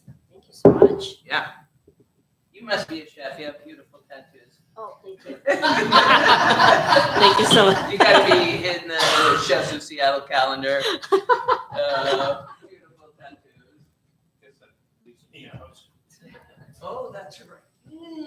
Did everybody see the Tom's Beautiful Life snuck in? Jackie shared. Joining him on his trip. They heard a little bit about your weekend. Yep, up to Delaware.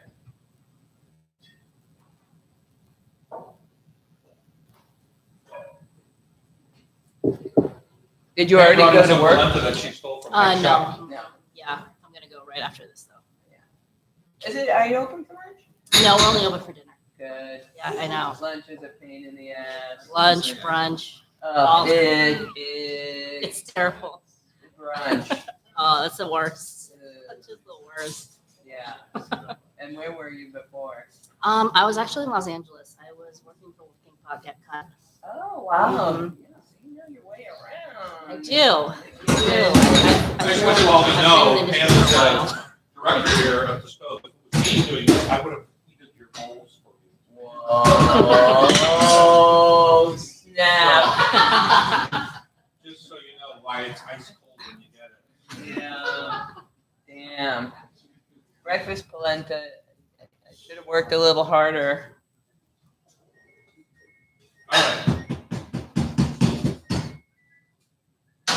I hope you guys are still hungry.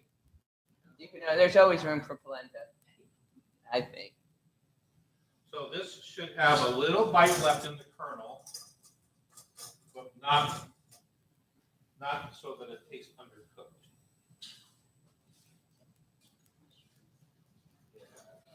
I'm gonna let Megan taste it first and she's the chef. Thank you. Getting polenta. You didn't need her, it just happened. We had a polenta segment.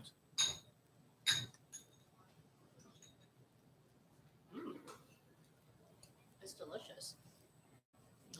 This is, Polenta for breakfast, Lily. everyone have one over here? Not yet. This is the only $13 polenta bag we sell. It's sold at like a Western wine shop.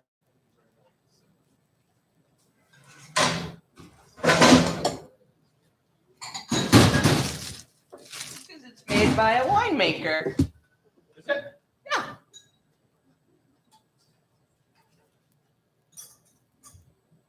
Creamy goodness. Still got a little bite on the polenta, right? I think you know what you're doing, chef.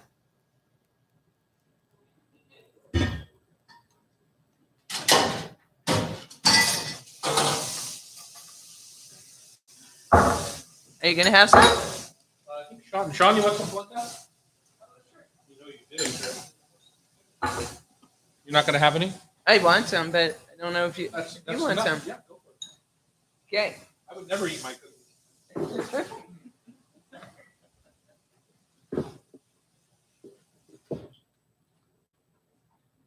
Yo, Annie, thank you for my ingredients. I'm gonna let her be the judge of your polenta. Jackie and Danny taste it. All right. Yeah.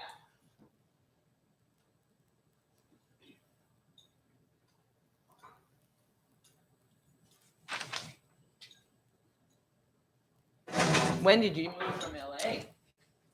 In April. Oh, you're brand new. I'm so brand new. What neighborhood are you living in? Southern. So you can walk to work. I can walk to work. I just walked here. Megan, let's talk about you a little bit for most of the first segment, and then we'll talk about steaks. Perfect. And actually, we'll talk about you and the restaurant and what Okay. makes it a little bit different. And then our listeners like to cook. Like young Matthew here said he loves to make steak. Nice. So maybe in the second segment, we can tell home cooks how to make a great steak, Perfect. what to look for in meat, all the kind of things that would make them better cooks. And then if you'll listen to yourself on the mic, listen to yourself back here, and then listen to yourself right It here. might be easier if she's on this one. She's fine. Just pull it up to her. Okay. Just pull up your chair to the counter. And you just want to be about an inch away from the microphone. And you can hear it in your own ears if you do it both ways. Okay. Yeah. You hear how much better that is? Yeah. These are life lessons. Megan. And it's Vaughn, right? Yes. Okay. Megan Bond. Yes. I know. I'm like getting used to the whole interview thing because I've been on a couple interviews and I'm so used to like sort of being in the background and like not doing this kind of stuff. So I'm getting used to it. But Yeah. Yeah. Because you're going to be famous. Even more famous. This Oh, corn yeah, could yeah. even be cooked more. It's got a little too much al dente to it.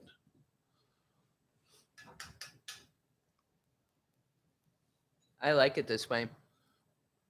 Well, But it's got tooth. it's for got, sure. yeah, a little too much tooth in my mind. So like I said to you about the chicken stock, it's hard to get through that stock Yeah. or that stock into that grit. I mean, chickens eat this all the time, right? But they have gizzards to kind I of know. grind it all up. We don't have gizzards. Yep.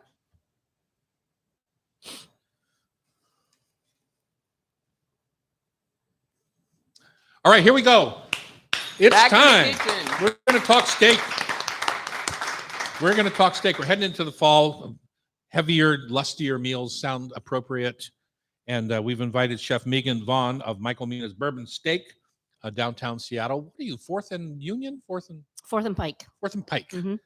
down right in Midtown Seattle.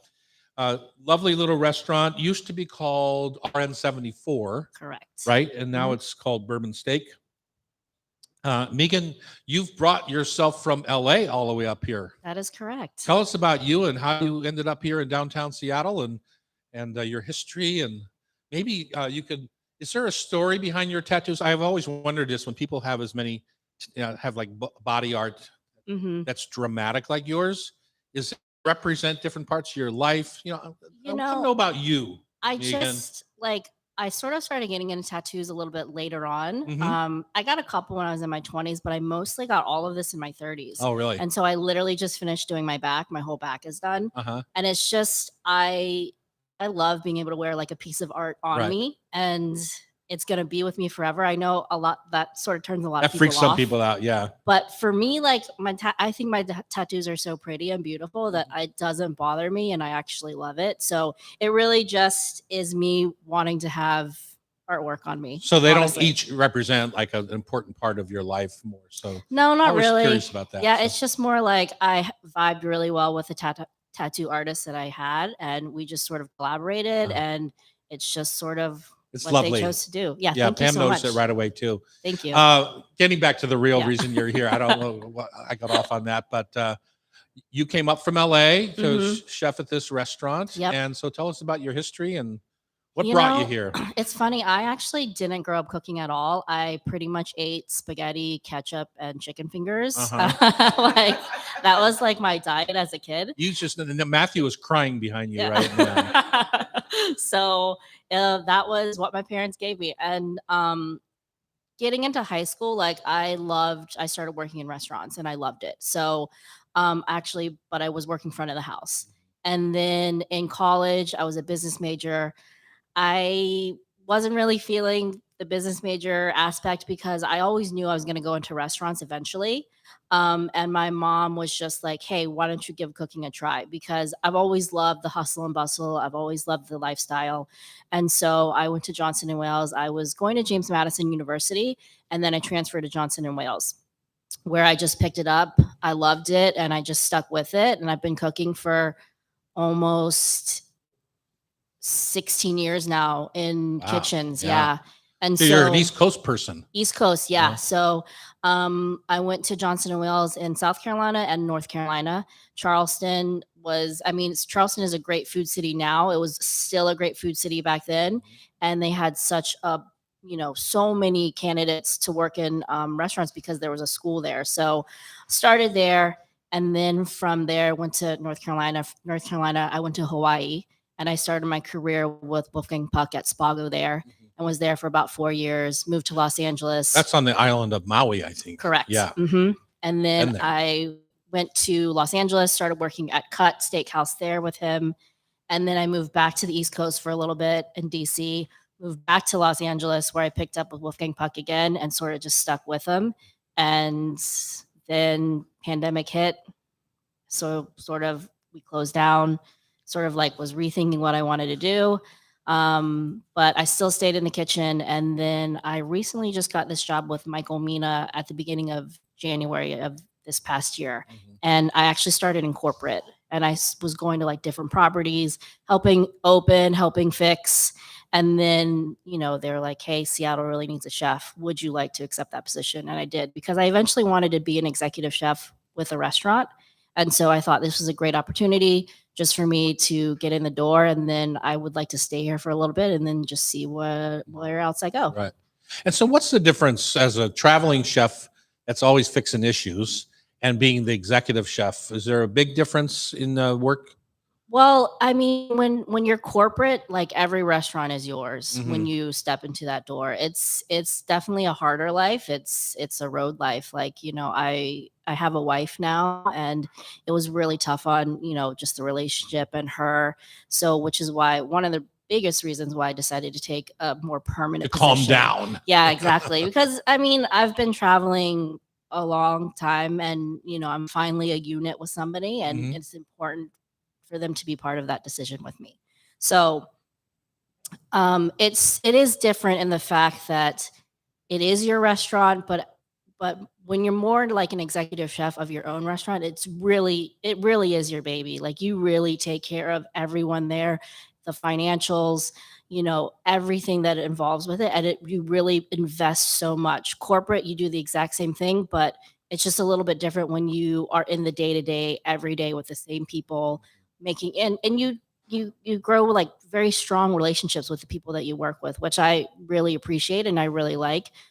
Which is one reason why I do like being, at a more permanent spot, because I can actually see the growth within my line cooks. I can see the growth in their personal and professional relationships. Like, that to me is really important. So, It's restaurant life can be tough on relationships, oh, whether you're traveling or terrible. not, right? Because if you're working with we'll call them civvies, a civilian who has a Yeah. real 9 to 5 job, and you're working restaurants, which is nighttime 9 to 5 Yeah. and weekends and all the rest. It's hard to make a life out of it. It is incredibly hard. Actually, one of my really good friends, she that I work in a restaurant with, she called them day walkers. Mhm. Um, but yeah, it's incredibly hard, and it's I've definitely had a lot of failed relationships because when everyone is at home for the holidays, when everyone is off on the weekends, when everyone is getting to go out to dinner, I am at the restaurant Yeah. constantly. Like, Yeah. I probably haven't seen my family in about 2 years Mhm. because of the traveling, because I've had to stay at the restaurant like during the holidays. So it is very tough on your significant other. It has to be somebody very special that can, Or somebody in the biz. you're right, or Yeah. somebody in the business Yeah. that knows and that can, like, sort of withstand that Or works type the of same relationship. hours. Yeah. All that kind of Mhm. thing. Yeah. Yeah. Hmm. Luckily, my Well, wife good for you is, for yeah. figuring it out. Yeah, I 'Cause mean, that's what you need. Maggie's amazing. Like, she's a hairstylist, so she sort of knows the hospitality industry a little Mhm. bit, but Works weekends. works Yeah. weekends, Mhm. sometimes work nights, so she Certainly. gets it. Yeah. Awesome. Well, good for you for finding that part of your life. Okay, so now you're here. You're living in South Lake Union, the hustle and Mhm. bustle of the tech area. You're you're now running Michael Mina's Bourbon Steak. Mhm. Uh, What is it What do you like to transition from a Wolfgang Puck environment to a Michael Mina environment? I okay, mean, so can I just put in there so our listeners know Michael Mina has what 50 restaurants around the country or oh so? yeah, I mean, Maybe yeah, and Wolfgang had the same, although he slimmed down a yes, bit. slimming down a Uh, little bit, but so these are international corporate chefs. yes. Yeah. I mean, they're both very celebrity figureheads. It's very similar in the fact that, the product, at Wolfgang Puck or Michael Mina, the product is going to be the star. The product is, you get the best of the best, which is really, really nice. It's really nice to work with that product. And it's really nice to be in an environment when that is actually important, where they're okay with me paying a little bit more as long as it's like the best for the guests coming into the restaurant. That is so good to hear. Yeah, so 'Cause that I worry yeah, that in that no. environment that No, you might- like, they really care. I mean, Chef Michael Mina, I've never you sort of worked with for a chef like that, because he really genuinely cares about the guests and everybody that comes into that restaurant. He gives out cards with his cell phone number on it. Whoa. Like, that's insane to me because I've never really known any celebrity chef to do that.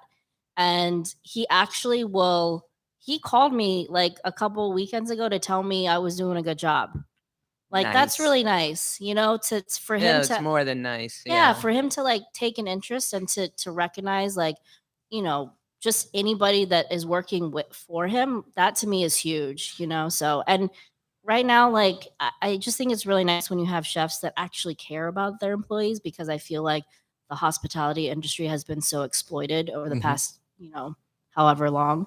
And I think we're finally moving into the direction where, you know, people are getting paid a livable wage, they're getting benefits, they're getting all these things that other industries have had for so long.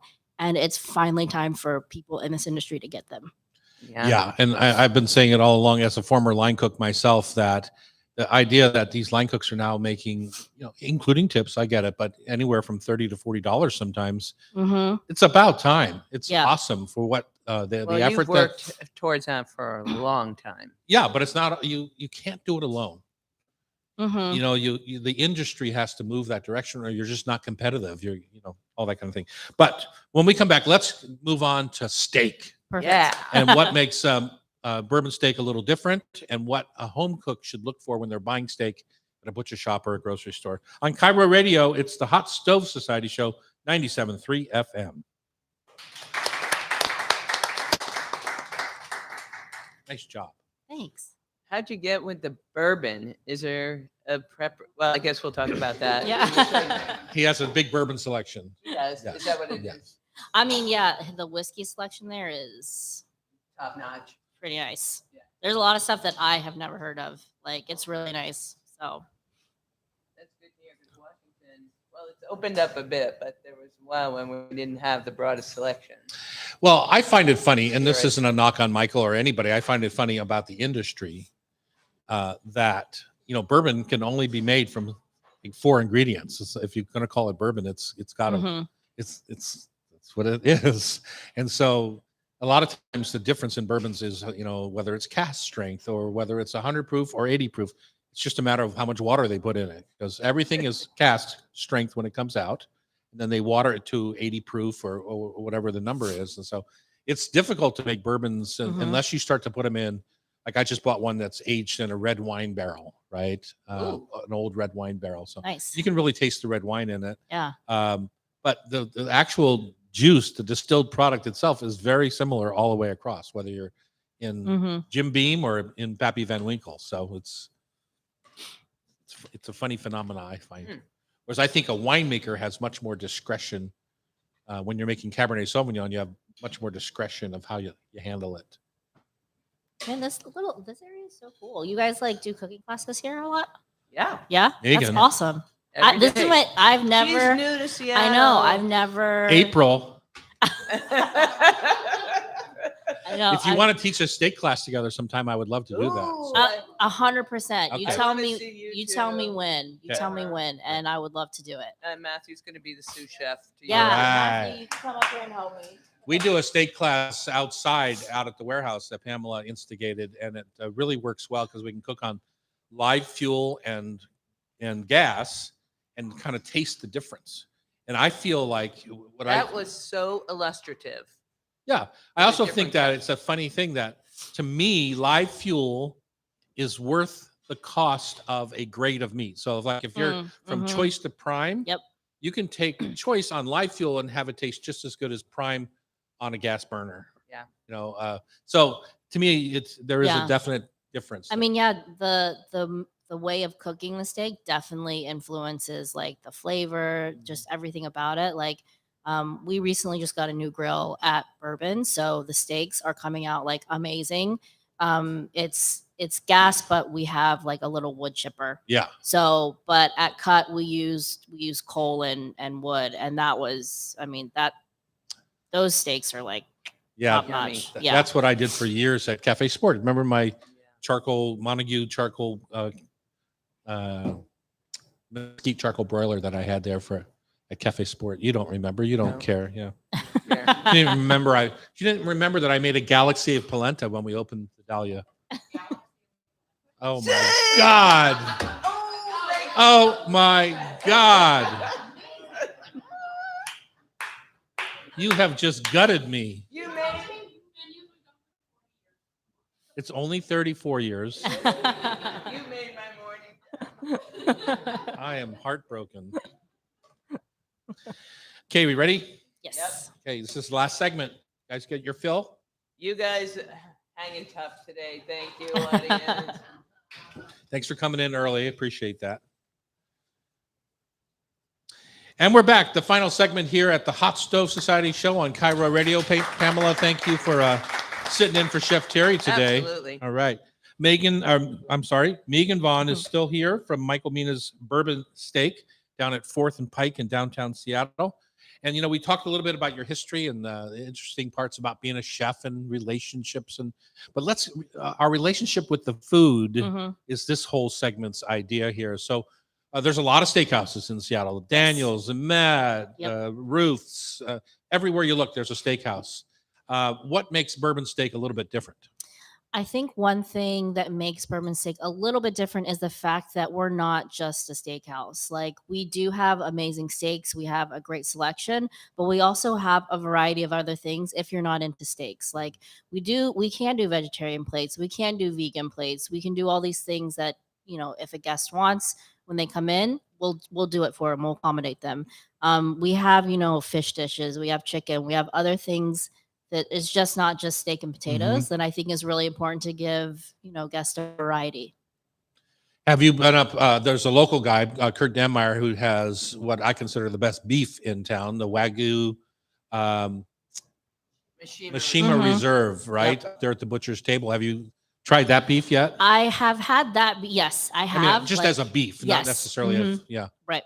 Yes. I mean, it's amazing. Like, I think that any of these, Japanese or blend of American and Japanese, they're gonna be amazing, any type. So here I'm giving you a 16-ounce New York steak. How are you going to cook it? 16-ounce New York steak. So we're saying it's probably 1.5 to 2 inches thick. Yeah. So I personally would always try and cook over wood and charcoal. Okay. I just think that flavor profile, that smokiness, that char that you're going to get on the outside, that makes a steak great. And just salt and pepper, just that simple seasoning with char, the steak is going to be amazing. Mm-hmm. And so, are you on a wood fire? Are you tempering your steak before you start? So, are you? I mean, because I've cooked that same steak from frozen before. So I mean, honestly, I have too. I think that when you're home cooking, I personally, you're not in that restaurant mode where you are having to do 100 steaks, in however many minutes, but at home, for me, it doesn't really mean that I have to temper my own steaks at home. I think working in a restaurant, you should temper them because it's going to cook faster and you're worried about get speed. them out of the kitchen Exactly. faster, But at home, you're a little bit more relaxed. So it's okay if you're taking it right from the fridge and putting it on the grill, I think. Okay. And then obviously if you like your steaks rare or black and blue, it's even better because it's already going to be cold and that's what you are going to want when you want that temperature. But for me, for home cooking, whenever I home cook, I will always look, honestly, I try and research maybe where I'm going first, especially if it's a butcher shop, and see what farms they're getting their steaks from. Because I think it's really important to support the farms that care about their employees, that care about the animal, that care about the land that they're using. Right now, a great example of one farm that we are currently using that we just switched to is called Thomas Cattle Company. And they actually have all the cows. They have raised the cows from birth to their last day. And their motto is the worst day of this cow's life is, when they have one bad day. It's the goal, right? So one bad day. And a lot of farms will actually just go to auctions and buy cattle. They actually raise all of their cattle themselves. And I think, we did a little taste test between, them and what we were using, and you can really tell a difference. And I got to meet with one of the ranchers and one of the owners, and I just, it's important for me to support people like that because they care. Right. They care And about your the customers product. look to you for that Yeah, too. and I think, like people want to know that they're supporting somebody that cares about the animal, the people, the Right. land. So, Did you know there's a butcher shop called Beast and Cleaver up in our neighborhood, and that Pamela supports, our producer supports it because she's in love with the butcher. I'm not sure it has anything to do with the meat itself, but No. It was the education I got on the butcher cuts from the oh, okay, I see. So if you're a home cook and you're in a grocery store, right, and you're looking to have a nice little steak dinner, what are you looking for? What cut? What color of the fat? For example, I always tell people when they're buying in New York, don't buy the nerve end from the New York steak, right? Yes. And you can see it. It's running Yep. in a little arc right through the steak from the fat cap all the way through the center of the steak. It's called the nerve. It's a big nerve. And on a strip loin, it's about the last, if a strip loin is 20 inches long, it's the last 5 inches of the strip loin. And your butcher wants to get rid of that first. So if you don't know about it, that's the steak you're going to get because he's trying to, lose that. It's not a bad steak. It's just not the best part of the steak. Right. It's definitely not bad, but yeah, you're right. You get that like really like thick sort of like tendon and it's just like chewy. It's not like the best part. Like it's still a nice part. But honestly, my favorite steak is a ribeye. I just love the fattiness that you get with it, and just it's sort of just melts in your mouth to me. But basically, when I go to any grocery store, I always look at the grade. Like, a lot of grocery stores now, they will sell prime, which is great. That's amazing. So it's like choice, select, and then prime being the highest. And for the most part. Yeah, for the most part. So I always look for the grade, and then I look for the marbling. You always look for that, the white sort of specks within the meat, because when you cook that helps like bring out that flavor. So the more marbling, the better. And then basically those are the two things that I really look for. And then go from there. Pamela, do you have a favorite cut that you look for? I'm a bone-in ribeye. Bone-in ribeye, yeah. Absolutely. Now, for me, I buy steaks and I'll cut them and freeze them for the farm. And sometimes I'll buy the whole roast at, say, a Costco instead of at Kevin's or wherever I happen to be.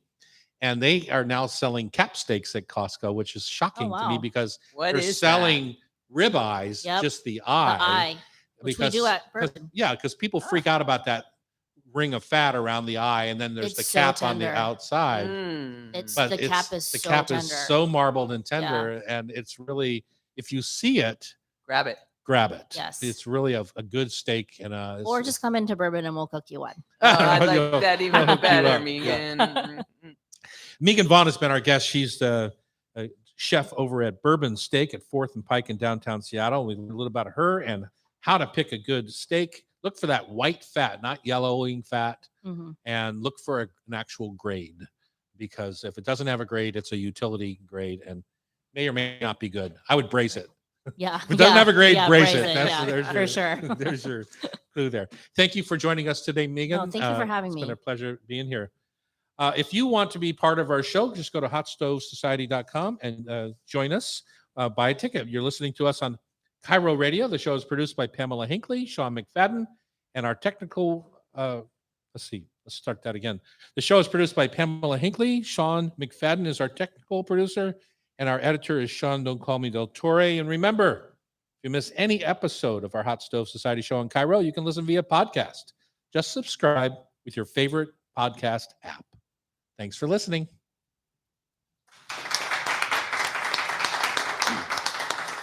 I was going to say Terry's going to be back next week, is he?